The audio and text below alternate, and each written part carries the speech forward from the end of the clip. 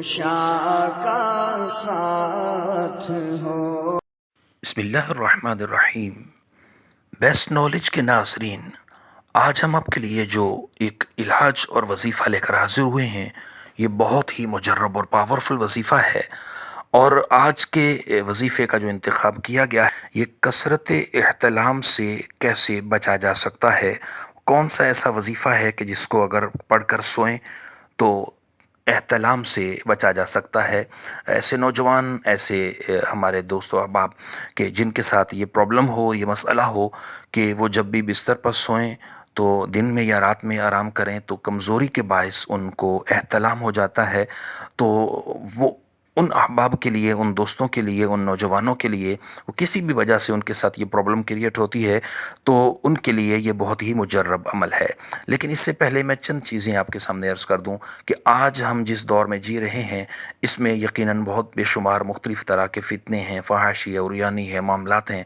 تو اس میں ایک چیز کا ضرور نوجوان خیال رکھیں کہ فحش فلمیں، گندی فلمیں، گندے ڈرامے، سیریز، دیگر چیزیں، اس سے نجات حاصل کرنا بہت ضروری ہے۔ ان سب چیزوں سے پکی توبہ کر لیجئے۔ اب میں آپ کو بلا تاخیر وظیفے کی طرف لے چلتا ہوں۔ مختصر وقت میں ہم آپ کو ایک بہترین وظیفہ پہنچاتے ہیں۔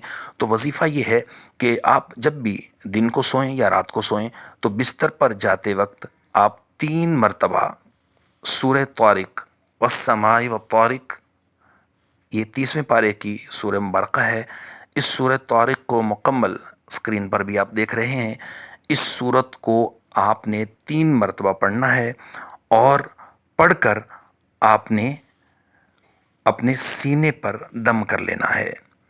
تو انشاءاللہ عز و جل جو شخص سونے سے پہلے، بستر پر جانے سے پہلے 3 بار اول آخر درود پاک کے ساتھ 3 مرتبہ سورہ طارق جو اسکرین پر آپ دیکھ رہے ہیں، اس کو پڑھ کر وہ اپنے سینے پر دم کر لے گا تو انشاءاللہ عز و جل اس کا کثرت احتلام کا جو مرض ہے وہ ختم ہو جائے گا، کبھی اس کو احتلام نہیں ہوگا۔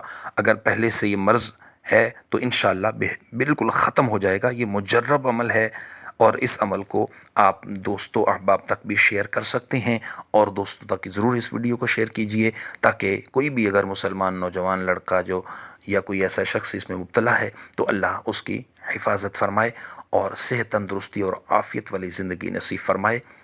ہمارا چینل ضرور سبسکرائب کیجئے گا، دوستوں تک شیئر بھی کریں، صدقہ جاریہ کی نیت سے۔ اللہ نگہبان۔